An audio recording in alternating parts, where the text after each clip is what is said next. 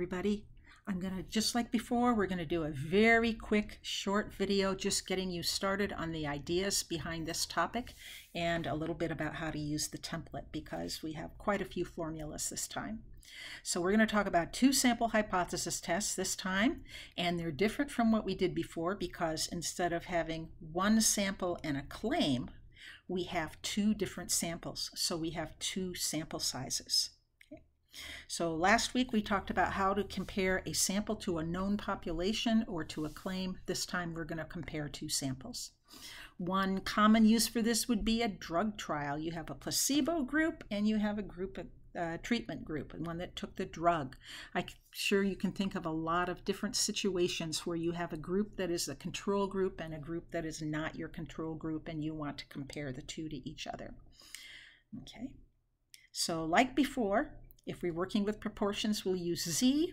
If we know the standard deviation and we're working with means, if we know the population standard deviation and we're working with means, we use Z. If we're working with means but we don't know the standard deviation for the population, then we use T. So there's nothing different there. However, there is something a little bit different, and that is that we're going to have two different types of samples, independent versus dependent. So let me tell you what dependent samples are first, because independent samples are just the ones that are not dependent. Dependent samples have some kind of a natural pairing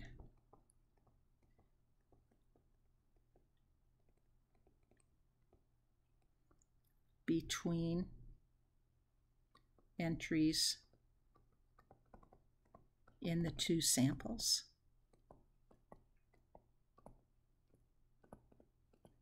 An example of this might be a twin study. If you have identical twins, you might look at these twins and you might put one twin in group A and the other twin in group B. So there'd be this natural pairing. You'd have a measurement in group A from that one twin, but then that person's twin has also got a measurement in group B. So you're going to compare that way. Think about spouses, stuff like that. Before and after are also really good groups for dependent samples. Maybe instead of just measuring a certain test, you want to see if a drug affects a change. So you have somebody, maybe like a weight loss program. You weigh somebody, you put them through the program, you weigh them again. So we have a column of before measurements and a column of after measurements. So Mr. Smith has both a before and an after measurement. Mrs. Jones has got a before and an after measurement. Okay. Mr. Fred has got a before and an after measurement. So you can see how those things are paired up that way. Okay. Independent samples are not dependent. You can't find a way to pair up your measurements.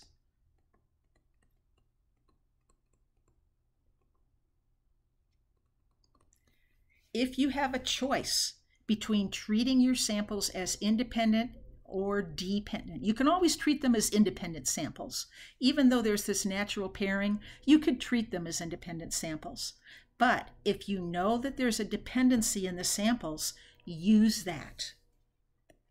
Don't just treat everything like an independent sample. The reason for that is that when you have the luxury of having dependent samples, that means that you can eliminate a lot of possible confounding variables. The reason we have twin studies is because when we know that we have a twin in one group and the other twin in the other group, we know that between those two people that there's no difference between their DNA. So we don't have to worry about genetics as being a difference in those types of studies. Okay, so use dependent samples when you can. Okay, let's take a look at the template. One nice thing about the template this week is that it's a one-stop shop. And if I scroll over, we have so many pages. It's the two sample testing page. Everything we need for this week is going to be on this page. But because of that, there are a lot of tests here. So let's just look at the page really quickly and see. Oops. Oh. All right, so here we have an independent two-sample t-test. So we're looking at means here. We'll also be working with confidence intervals this week. So right below it, I have independent confidence interval for two samples, means. To the right of it, I have dependent t-test. So again, we're working with means here. Okay. And then over here to the right, I have Z working with means right here. And then below each one of these is the confidence interval test for the same type of sample. Farther down, if you scroll down farther, here are our proportion templates down here.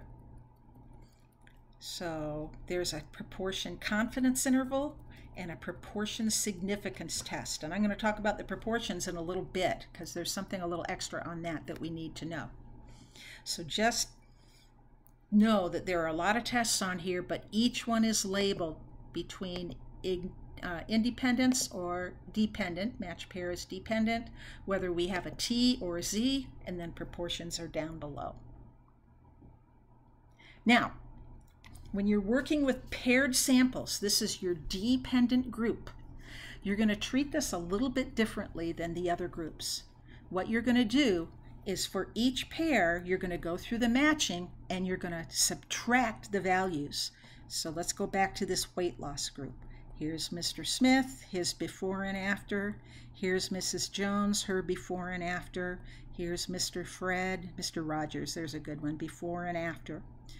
Okay, so before and after. When it's matched pairs, you're going to make a difference column. So you're going to subtract each individual pair as you go down.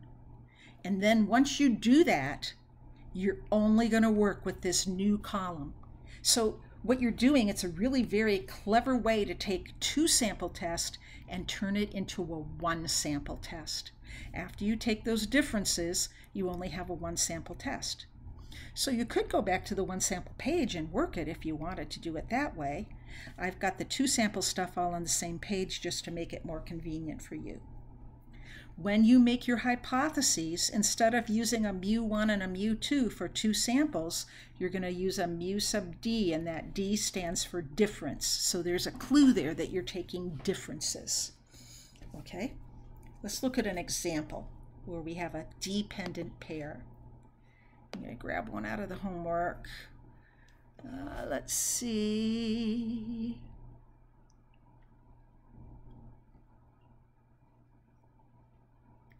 That's difference of means. I want a paired.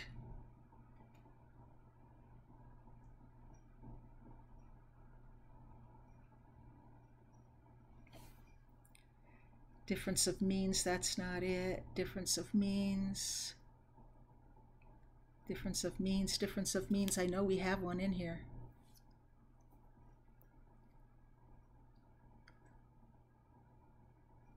Let me just pause this while I... Got it, number 7. Okay, this is a confidence interval, not a hypothesis test, but same thing. We're going to work on this page. So let's take a look. Okay, chain of mini markets wants to compare sales performance to stores. So she picks 12 days at random and she has the sales. Okay, so there's my natural pairing. On one day, here's what store 1 did compared to store 2. So it's the same day, both stores.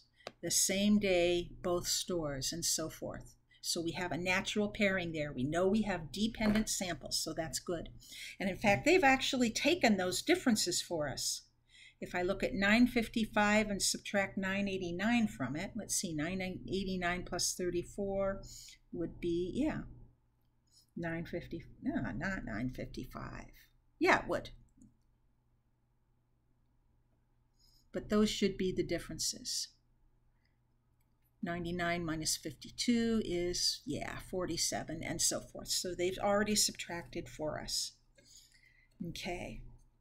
Population of these stores and daily sales is approximately normally distributed. That's good. We want a 90% confidence interval for the population mean difference in daily sales. So we're going to work with only the bottom row. Only the bottom row. That's where we've taken all our individuals and subtracted them. Okay, then we're going to find the confidence interval for that. All right, so let's take a look at the template. We're working with matched pairs. Do we know the standard deviation for the population? No. We can find it for the samples, but we don't know it for a population because we don't have a population.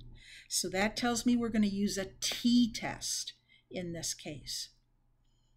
All right. So T, two sample independent. Nope, we've got dependency. So let's come over here. T, two samples dependent. This is matched pairs, but that's a significance test. We want a confidence interval, so we're going to come down to where we see confidence interval. Just look at the titles of each of these little boxes. So we need the mean and the standard deviation. We need the N, and we need our confidence level. Those are the things that we need. All right, so we need the mean, and the mean of the differences. After we take those differences, remember, we don't care about the first group or the second group at all. So let me get the mean of the differences. Here's my Alex calculator. I want the mean. I'll send this to the calculator, and I want the mean of the differences, not store 1 or store 2. Type enter, 25.75. Now I want the standard deviation. I'll clear this out. Here's my standard deviation of the differences because this is a mu sub d. Type enter. 82.5. Can I copy this? Will it let me? Look at that. Oh my gosh, life is good. So there's my mean, there's my standard deviation. Let's look at our n. We have 12 different days, so my n is 12. My confidence level is 90%. And here is my confidence interval right here. My lower limit. And again, I can just copy and paste. And my upper limit, I can copy and paste. Let's check that out. Hoo-hoo, life is good. Okay. So the template's going to work pretty much the same for everything. You know, here's d bar is a mean. Our hypothesized value will be 0 for all of our homework. Okay. Our sample standard deviation, our n, once you type everything in, then you get all the stuff that we need just like before. Everything shows up like before. Okay, moving on. Okay. With independent samples, you would take the mean of each group first, and your hypotheses would be whether the two groups have an equal mean or whether the two groups have either one group has a mean smaller, greater, or not equal. So just like before, except now instead of comparing something to a number, you're comparing one mean to another mean. Okay? Now, you can also do this without having a 0. You might have two groups and you might want to see if one group, maybe one group is, I don't know, taller people. Tall people and short people doing a high jump. And maybe you're comparing to see if the mean high jump for the taller people is at least 2 feet higher than for the short people. I don't know, something like that. Okay? In our homework, we don't have any like that. All right, but you could say maybe I want to see if the difference is greater than or equal to 5 or 7 or something like that. So this is for means again. Okay, so I just wanted to let you know about that. And in the hypotheses, of course, for these, you'll have a place for the first mean and the second mean. First standard deviation, second standard deviation, first n, second n, your significance level.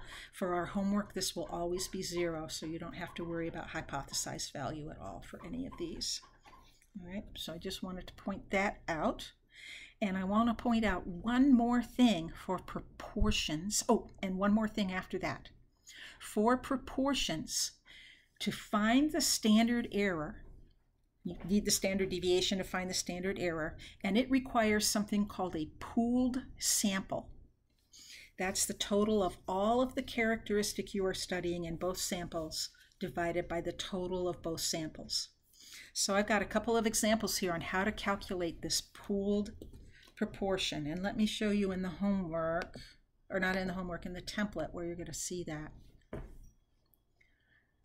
Confidence interval, we don't need it. For the significant test for two proportion, here's your first proportion for your first sample, the proportion for your second sample, and then right here, the proportion for your pooled sample, and then your N1, N2. So you're going to need to calculate this. Let me show you how we would do that, and let's look at this with an example. So suppose you're comparing two groups, okay, of accidents. You have a group where people wore seat belts, so this would be your first group. And people who didn't wear seat belts, and this would be your second group. And you want to compare the proportion of accidents that had a fatality in them. So you're looking at the proportion of fatalities. Okay. So for your first group, the proportion would be 14 over 312. For your second group, your proportion would be 123 out of 130. There are 123 fatalities out of 130 accidents total. Your pooled, I think they call it P bar on the template. I did not build this part of the template. He calls it P hat. Okay. This is your pooled. You would take the total of your fatal accidents over the total of everything in the group. All right, so that's how you're going to find your pooled group. Now, you don't always have your data given to you like this. You might have percents, so you're going to have to recreate this. Okay. So maybe they said 4.5% in your first group that wore the seat belts had a fatality in the accident. So you're going to take 4.5% of 312.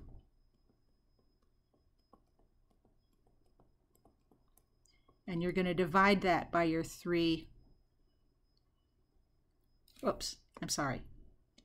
So that's going to be the top of your. And then for your didn't wear the seat belts, you're going to take 94.6% of the 130.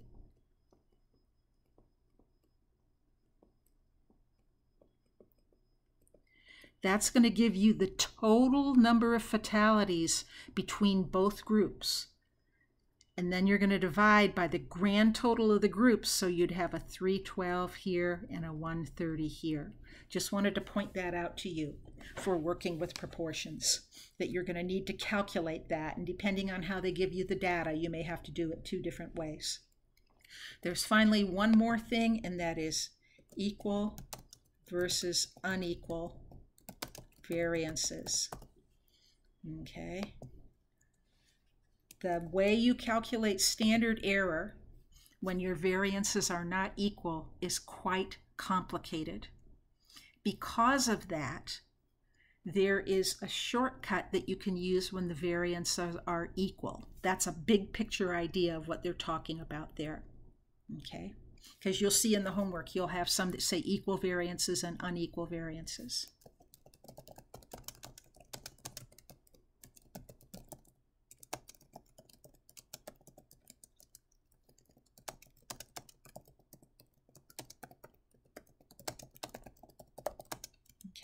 However, technology is going to do this work for us, so we don't need to worry about the shortcut formula at all.